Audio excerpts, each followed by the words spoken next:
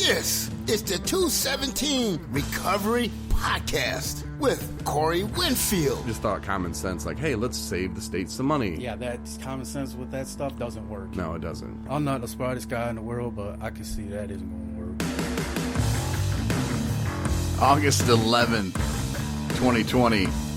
Welcome to the 217 Recovery Podcast. My name is Corey Winfield. Joining me in the studio is Marnie Liston. Marnie, welcome. Hello. How are you doing tonight? Awesome. Excellent. Hopefully you had a great day in recovery. Still sober? Yep. Man, creeping up on that year. I know it, right? Yeah, the 30th. Yeah. So however many days, minus 11. That's how you figured out? Oh my gosh. Yeah, that's very close. You got any big plans? Not really. No. Just gonna probably go to work, come home, make I don't salad. know. Well, you know what? I will tell you that I went to a rehab in Oklahoma years ago. I can't even tell you exactly what year it was. Was that the one with the women? No, this was co-ed. Oh, okay. Yeah. Oh. It was outside of Oklahoma City. And it was a really good experience. But one thing that they did there is they had all the clients make a coffee cup at the end of their stay there before they were successfully, completed the program. And you could decorate it however you wanted. They had all kinds of like these paints and gems and bedazzled. You could bedazzle it. So you want to bedazzle something for your... No, I'm getting around with this. All right. Anyway, so the deal is you leave the cup there at the rehab, and then you can come back after a year and pick it up. And some of the people that do that pick up their cups and do a presentation to the current residents there. So that was something that I was going to do. The COVID thing kind of has gotten in the way of the idea of the traveling and so on, but I mean, it's still something I probably will do. I think they keep it for like 5 years or something. But you don't remember the name of the place? Yeah, I do. It was Valley Hope. Valley Hope. It was a beautiful campus. It was a great rehab. My mom put me on a plane to go there, and I was so not in very good condition when I got there. And Did you drink on the plane? I can't remember. I know I was totally hammered when I got there, though. Yeah, if you had money, you probably did. Oh, man. And I remember the people from the rehab came and picked me up at the airport. And then all I remember is they put me in the back of the car and I fell asleep and they were listening to country music. I do remember that. And then they just walked me to, I know they had to walk, this is what I find out after the fact, is they had to carry me in to the detox rooms. And so they put me in this, it was a really nice room. And I was in there, they kept me in there for 8 days. In the detox room, yeah. But I somehow wandered out of the room and went to like the, common area after the fact, and it was like break time. So all the residents were looking at me, and all these people had seen me having been carried in to this detox area, and I was just like, I remember wandering out and being like, where the F am I? And they thought it was the funniest thing, like rising from the grave kind of deal. But yeah, they were telling that story the whole time I was there. And when you left there, how long were you there? I think I stayed there I think I only stayed there 30 days because I went from there into an Oxford house. Only 30 days. Yeah. 30 days is a long time. And especially for me, 30 days? Are you kidding me? They might as well have told me 20 years. Mm-hmm. But really looking at it, it's not that long. But I mean, no. But it seems like it though when you're, I gotta go away. I gotta change my whole life for 30 days. But how is the world gonna move without me? Yeah. It does. It really does. Yeah. I when I reflect on my time when I was in rehab, I feel like there's this common theme that I followed. It was like the whole experience kind of went along like a bell curve. You know, like when I first got there, you're not feeling good. You're not in it. You're tired. You're sick. You're exhausted. You're confused. You don't know what you're getting into. And then things start, clearing up in your head, and things start making sense, and you start listening, and you start meeting people and getting more comfortable around the individuals that are there doing the same thing you are. Some of them are at different stages. Some have been there that day. Some have been there, it's their last day. But then you kind of develop a, friendship with some of the people, and you get more comfortable, and you start opening up, and start trusting the people that you're talking in front of. And then after you've been there for a while, it becomes to where like I already went over this already, and you feel like, I feel like you need to stay there as long as it is to when you feel like you're ready, not when your counselor feels like you're ready, not when you're, the insurance tells you you're ready. It's when you feel like that you've gotten everything that you can out of that program. And so maybe when I left at 30 days, maybe it was too early. I can't say, but the last time that I went to rehab, after 30 days, I filed extensions because I was like, there's more I need to work on. There's more I need to, sort out and work through and get to the bottom of, so when I head out into that world again, that I feel a little, more comfortable. And it's very important to have a plan. Yes. Not just not the plan that they give you when you leave, your discharge plan of, hey, no, we got your therapist that you're going to go see. We got your, outpatient stuff set up. You're good to go. I mean, a real plan for your life, for your goals, for your future. That's what helped me the last time. And, it's tricky because you say leave when you're ready. Well, I mean, how do you really know?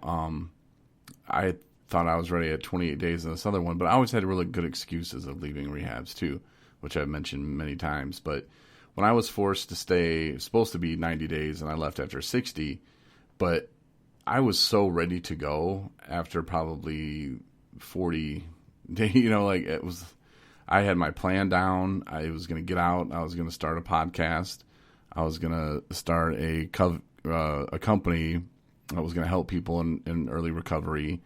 And I was ready to go, and I got out, and the next day I went on irs.gov and registered the business, got my EIN number, and started looking how to make it into a nonprofit, which, 217 Recovery is a 501c3 nonprofit now, and we're recognized by the government. So that's pretty awesome. And, I did all those things, but I was so ready to start it. And I think if I would have been there another 30 days, it might have hurt me. Mm-hmm. It might have, I might have, who knows? I could have got around the wrong people and lost focus of where I wanted to go and the things I wanted to do. But it all worked out how God wanted it to. Mm-hmm. And I think he led me there. There's no doubt about it. There's no reason I would have ever driven my car. I mean, I didn't drink and drive, and there was nowhere for me to go. I didn't have my wallet. I didn't have my vape. Didn't have my cell phone. I didn't have anything. And I don't remember driving. And, I was in my apartment complex. I've told this story many times before, too. And, that's scary. And God had a hand in that, and luckily he put me where I needed to go. And that's the only reason why I'm here on this podcast today, sitting here with you. Mm-hmm. About to get married in a year. What's up? Yeah. But so, I can't really question the things about the past, but knowing when to leave, that's a tricky one. Because after 30 days, you're like, all right, yeah, like you said, I've heard it, I've done it, yeah, okay. But, write down, the therapist at Bear River told me, write down, or maybe it was Benton Harbor. It was over the phone because I had the therapist from Benton Harbor call in for my sessions because I really liked him. But write down, the five or six things or 7 things that I wanted to do in that next year, how I was going to do them, and what the plan was. And I did that, and I accomplished those things. And I think it's important. It's what helped me, move forward in, having those goals. Now, my friend Jamie, I don't know if he just likes me to blast him on this podcast or what, but he was having a hard time and struggling, and, he had lied to me and said he wasn't drinking, and he was, and kind of saw through it. But, who am I to put him on blast at that point, over the phone, just him and I. So I just told him, man, don't worry about it. It's what you do now that matters. So, that was yesterday. Let's pick it up and go, leave that stuff behind. And I told him, I want you to give me a list, of some things you want. And then he, responded with, oh, it's too late for that, man. I'm like, no, it's not. I was like, give me that list. And I threw some inspirational things at him, and he's like, all right, man, I'll get that to you on Monday. Never got it. So I don't know, man. He just, there's only so much you can do. And I like your blog yesterday. Or was it Sunday? Sunday, I think I posted it. So about, other people and getting involved in their problems or making their problems your problem. And with Jamie, love the dude, man, but there's only so much I can do, and I'm not going to jeopardize my sobriety, my feelings. I'm not going to get angry over it, and I'm sorry, Jamie, if you're listening, you're like, what do you mean you're not going to get angry? I don't have time for that, man. I try not to be angry in my life, and I do. Oh, man. Let's get to that after the movie review. I got something I got to sort of apologize for. I don't know. It's really a crazy dream, too. But, yeah. So there's a little recovery talk, and your year's coming up, so. Yeah. I know. You might have a pre-ordered coin. Maybe. Floating around somewhere. No, and just a word to the wise, if you have a friend or boyfriend, girlfriend, or whatever, wife, husband, mom, brother, sister, cousin, aunt, neighbor, who has an anniversary coming up and their sober date, and you're going to get them a coin, you have to make sure you get it early. I was burnt by it. Marnie, you got burnt by it. And it even said it was here in Traverse City. It said it was being out for delivery, and the next thing you know, it's not, and it gets changed to lost. And then you're like, wait a minute, but I needed that. So yeah, even if you ordered a month early, have faith in your friend or your cousin or your mom or your sister or your boyfriend, girlfriend. All those people. Have a little faith in them. And you know what? If it doesn't happen, you can always send it back or just keep it. Have faith in them. Right. Don't make it back. But just like my coffee cup. Yeah, I got a plan for that. No, I do want to do it still. Yeah. We'll see. We watched a movie tonight, though, and we thought that would be a great way to spend a sober night. The movie is called The Lost Husband. It's on Netflix. If you got Netflix, just wait for it to come out on Lifetime. Okay, so let's do a 1 to 10 scale. 10 being the absolute best movie. Oh, geez. 3? Oh, wow. That high, huh? It was pretty bad. I give it a 1. Don't watch it. And I thought, again, it was one of those moments where I'm like, and I even said, I was like, honey, if you think it looks cute, well, watch it. Oh, that was tough. And we turned it off. Thank you for that, by the way. I had to distract you to get you to turn it off, but we got it turned off, and things went pretty good after that, and now we're doing a podcast. So, but the woman, and I don't know her name. I can look it up, I guess. I do have internet. What was your take on the woman? I mean, first of all, the acting was just horrible in this movie, and that's why I say it's a Lifetime movie, because it was just so bad. It's weird, because there's movies that come on, and I don't know what it is, if it's about how they film it or the actual